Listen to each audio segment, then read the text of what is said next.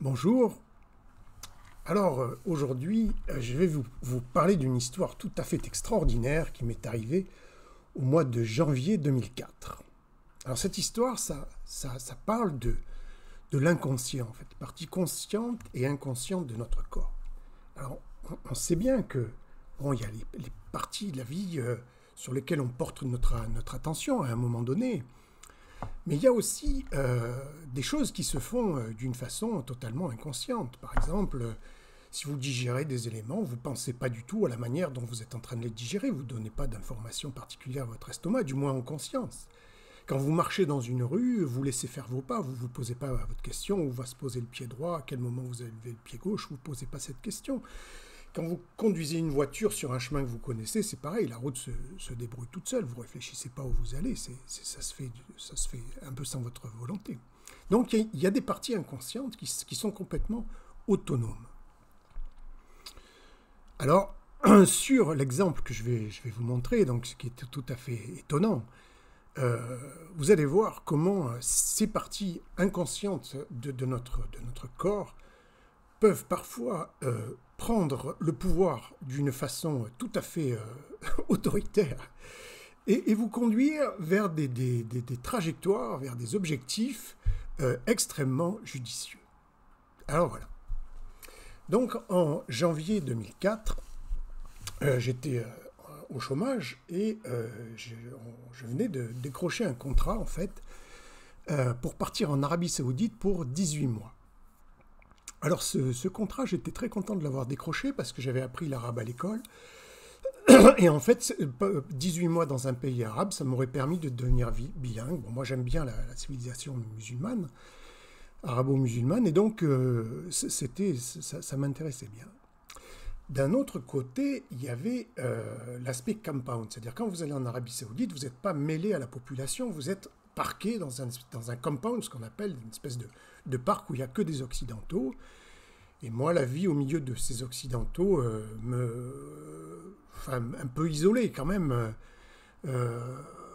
Quelque part, je partais en célibataire, donc avec le risque de ne rencontrer aucune femme pendant 18 mois. Bon, il y avait tout un tas d'inquiétudes un peu sur l'affection, sur l'entourage proche, tout ça, sur l'isolement qui me travaillait.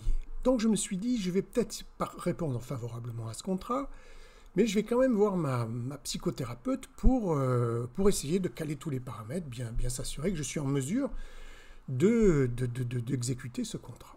Bon, je téléphone à ma psychiatre, j'arrive pas à la joindre, elle me rappelle, je réponds pas, etc.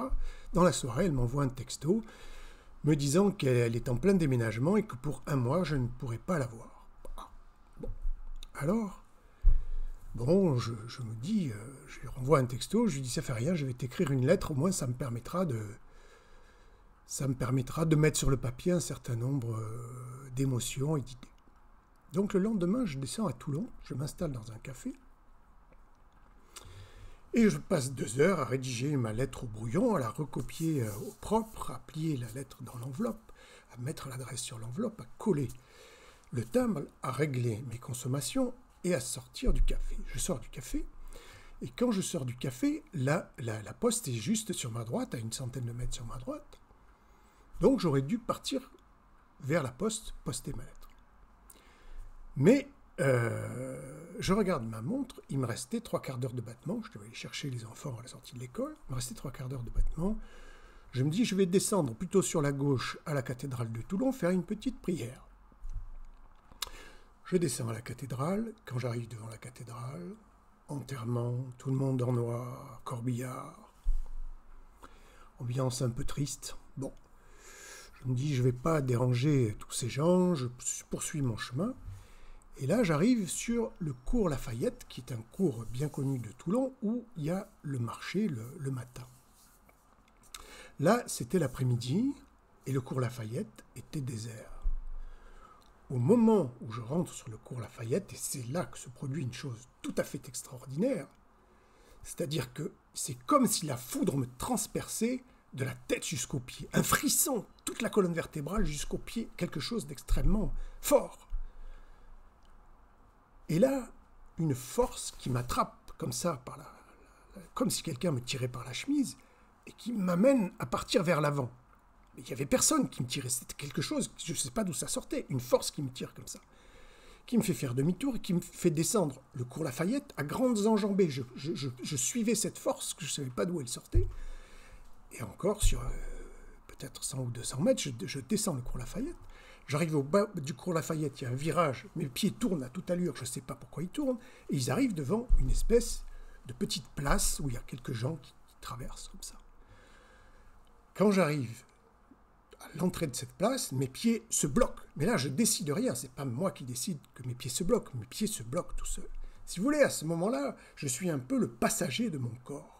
C'est-à-dire que c'est pas moi qui décide où je vais, mon corps décide tout seul de l'endroit où il va aller, il est mu par des forces et des dictates qui m'échappent totalement. Je ne sais pas du tout où je vais, ce que je fais, pourquoi. Bon, je suis à l'entrée de cette petite place, je regarde les gens. Et alors là, mes yeux, au moment où j'arrive devant la place, se mettent à scruter la place à toute allure comme un radar, là. Et puis, il y a un moment donné où le radar, tac, il s'arrête sur un couple. Il y a un couple qui est en train de sortir d'un centre commercial. Et le couple, il fait son chemin, il avance, il avance, il avance, il avance, il avance, il avance, et il s'arrête devant moi. Et la femme me dit « Bonjour Philippe. À votre avis, qui était cette femme ?» Eh bien, cette femme, c'était tout simplement la psychothérapeute que je cherchais à joindre.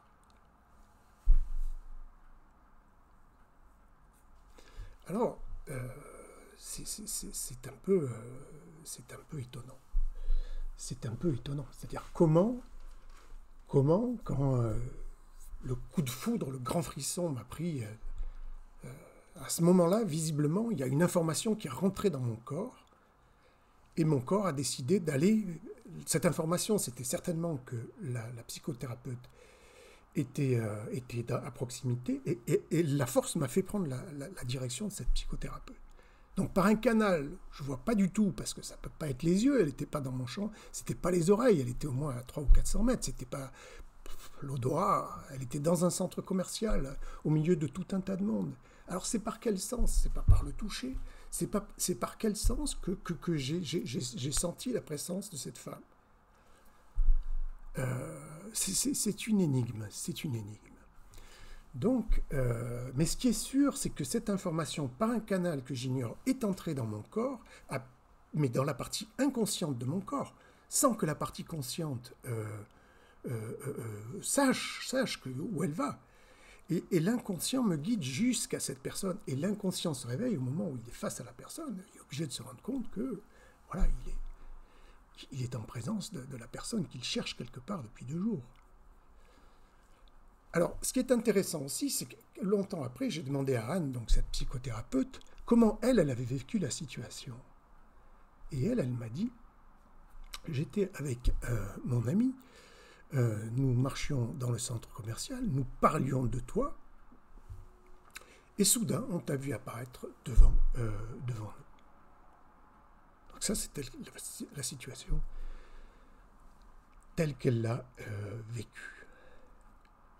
Donc, moi, je trouve que cet exemple est tout à fait démonstratif des pouvoirs de nos parties inconscientes. Là, j'étais le passager de mon corps, j'étais drivé, j'étais piloté par mon inconscient qui avait capté cette information de la présence d'Anne à proximité. Donc, voilà, donc c'est simplement pour vous sensibiliser sur quels sont les pouvoirs de l'inconscient, quel est tout l'intérêt qu'on a à vivre en harmonie avec son inconscient. Et cette vidéo, c'est aussi parce que, bon, ce phénomène, j'aimerais bien un jour avoir plus d'explications, plus de lumière. S'il y a des scientifiques qui sont interpellés et qui pensent avoir des éléments de réponse à mes questions, je les invite à me contacter. S'il y a parmi les internautes des gens qui ont vécu des choses similaires, qu'on puisse essayer de se regrouper pour essayer de voir dans quelles conditions ce genre de phénomènes apparaissent.